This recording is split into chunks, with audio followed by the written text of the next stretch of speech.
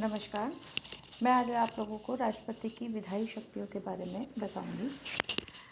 इससे पहले की वीडियो में मैंने आप लोगों को बताया था कि भारत में संसद का अभिन्न अंग होने के नाते राष्ट्रपति को विधायी क्षेत्र में अधिकार दिया गया है, जिनमें अगला आता है विधेयकों पर निषेधाधिकार का प्रयोग।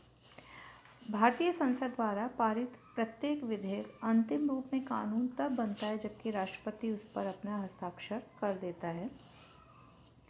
राष्ट्रपति का ये विवेक के ऊपर है कि वह अपनी इच्छानुसार उस विधेयक को स्वीकार या अस्वीकार कर सकता है। साधारण विधेयकों को राष्ट्रपति कुछ सुझाव या परामर्शों के साथ पुनः विचार के लिए संसद को लौटा सकता है, लेकिन यदि यह विधेयक संसद द्वारा पुनः संशोधन या बिना संशोधन के पारित कर दिया जाता है तो राष्ट्रपति को दूसरी बार उससे स्वीकृति देनी ही पड़ेगी।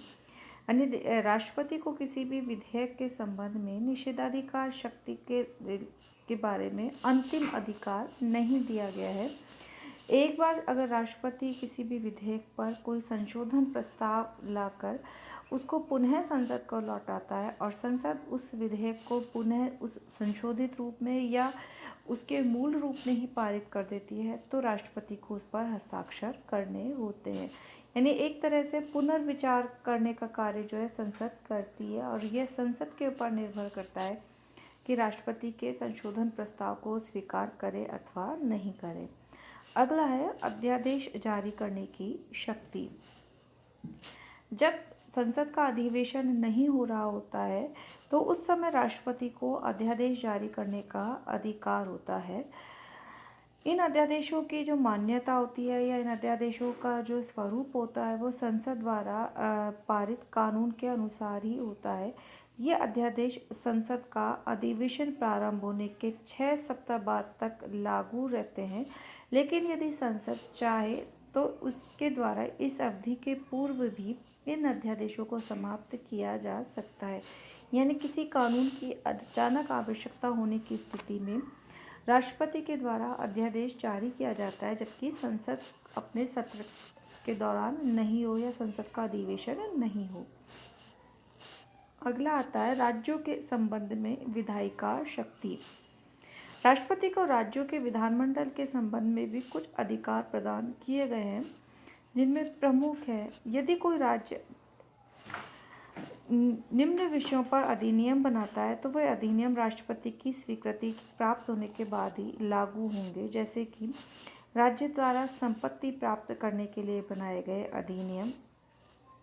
ऐसे अधिनियम जो उन विषयों पर निर्मित किए गए हों जिन पर भारत की संसद को भी अधिनियम बनाने का अधिकार है और जिनका संसद द्वारा बनाए गए अधिनियमों से विरोध हो, या कुछ विशिष्ट प्रकार के कर लगाने संबंधी विधेयक। यानी कुछ विधेयक जो कि राज्य विधानसभा अगर अपने सदन में प्रस्तावित करती हैं तो उससे पूर्व उन्हें कुछ कार्य है जो है वो करना पड़ता है, जिनमें प्रमुख है कि उन्हें राष्ट्रपति की स्वीकृति प्राप्त करनी होती है। किसी राज्य के अंदर या दूसरे राज्य के साथ व्यापार आदि पर प्रतिबंध लगाने वाले विधेयकों को राज्य की विधानसभा में प्रस्तुत करने से पूर्व राष्ट्रपति की स्वीकृति प्राप्त करना आवश्यक है।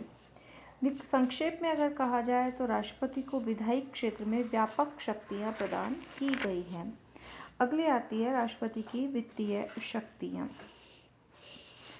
राष्ट्रपति को वित्तीय क्षेत्र में भी कुछ संवैधानिक अधिकार प्रदान किए गए हैं, जिनमें राष्ट्रपति प्रत्येक वित्तीय वर्ष के प्रारंभ में संसद के दोनों सदनों के समक्ष भारत सरकार की उस वर्ष की आय और व्यय का अनुमानित विवरण रखवाता है। उसकी अनुमति के बिना धन विधेयक अथवा वित्त विधेयक और अनुदान की मांग लोकसभा में प्रस्तावित नहीं की जा सकती है। भारत की आकस्मिक निधि पर भी राष्ट्रपति का नियंत्रण होता है। वह इस निर्णय से आकस्मिक व्यय के लिए संसद की आज्ञा प्राप्त करने से पूर्व ही धनराशि दे सकता है। इसके लिए बाद में संसद की स्वीकृति आवश्यक है। यानी भारत की जो आकस्मिक निधि है, इस निधि में से आकस्मिक व्यय के लिए संसद की आज्ञा या अनुमति प्राप्त करने से पूर्व ही राष्ट्रपति धनराशि व्यय करने की अनुमति दे सकता है। किंतु बाद में जब वो आकस्मिक या कोई किसी भी तरह की कोई इमरजेंसी है और वो समाप्त हो जाए या वो कंटिन्यू रहे, लेकिन उसके लिए संसद की बाद में स्वीकृति प्राप्त करना आवश्यक है। राष्ट्रपति को एक वित्तीय आयोग नियुक्त करने का भी अधिकार है, जो कि राज्यों को जो भी सहायता, केंद्रीय सहायता दी जाती है या करों से संबंधित जो भी राशि दी जाती है, उस संबंध में राष्ट्रपति को परामर्श देने का कार्य करता है। यानी संवैधानिक रूप से राष्ट्रपति के वित्तीय शक्तियों का भी स्वरूप एक व्यापक आधार पर अपनाया गया है कि राष्ट्रपति को व्यापक वित्तीय शक्तियाँ प्रदान की गई हैं।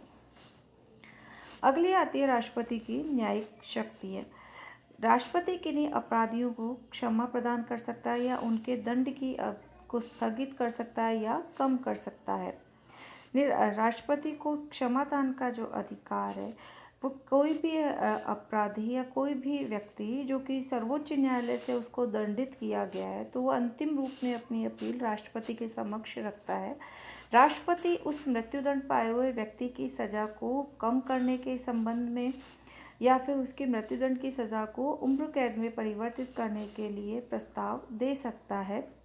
राष्ट्रपति का ये न्यायिक शक्तियों से संबंधित जो अधिकार है, वो उसके क्षमादान के अधिकार या क्षमादान की शक्तियों में आता है। यद्यपि राष्ट्रपति अपने इस अधिकार का प्रयोग मंत्रियों के परामर्श के आधार पर ही करता है। अगला आता है राज्यों से संबंधित शक्तियाँ। राष्ट्रपति को राज्यों के व्यवस्थापन के संबंध में शक्तियाँ प्राप्त है। राज्यपाल को यह अधिकार है कि राष्ट्रपति की स्वीकृति के लिए किसी विधेयक को सुरक्षित रख ले। यदि संविधान के अनुसार यदि राज्यों के विधानमंडलों के द्वारा किसी ऐसे विषय पर कानून बनाए जाते हैं जो कि उच्च न्यायालयों के अधिकार को कम करने से संबंधित या उन वस्तुओं पर कर लगाने से संबंधित है जो संसद द्वारा जीवन निर्वाह के लिए आवश्यक घोषित की गई हैं, ऐसे विधेयकों को राज्यपाल राष्ट्रपति की अनुमति के लिए सुरक्षित रख सकता है। यानी अगर राज्य विधानमंडल संविधान के दायरे से बाहर जाकर किसी भी विषय पर कानून बनाने का कार्य करते हैं जो कि आर्थिक क्षेत्र से संबंधित है या फिर उच्च न्यायालयों के अधिकार क्षेत्र से संबंधित है, तो राज्यपाल उन विधायी प्रस्तावों को राष्ट्रपति की अनुमति के लिए सुरक्षित रख सकता है। इसके अतिरिक्त यदि संसद कोई ऐसा कर लगाने जा रही है जिससे राज्य प्रभावित हो सकते हैं, तो संसद को राष्ट्रपति से इसकी पूर्व स्वीकृति लेना आवश्यक है। यानी संसद के द्वारा बनाया गया कोई भी ऐसा वित्तीय प्रस्ताव जो कि राज्य हितों को से संबंधित है, तो ऐसे प्रस्तावों में संसद को राष्ट्रपति से स्वीकृति लेना आवश्यक हो जाता है। राष्ट्रपति किसी राज्य सरकार को ऐसे विषयों से संबंधित कुछ कार्य सौंप सकता है जो साधारण रूप से संघ की कार्यपालिका के हों। यानी कुल मिला के राज्यों से संबंधित अधिकारों का संवैधानिक स्वरूप राष्ट्रपति की शक्तियों में इस रूप में निर्धारित किया गया है कि कुछ प्रस्तावों की अनुमति, जिनमें कि वित्तीय प्रस्ताव भी हैं और जिनमें कुछ अधिकार क्षेत्रों के निर्धारण से संबंधित भी है, राज्यपाल राष्ट्रपति की पूर्व स्वीकृति के लिए रख सकता है।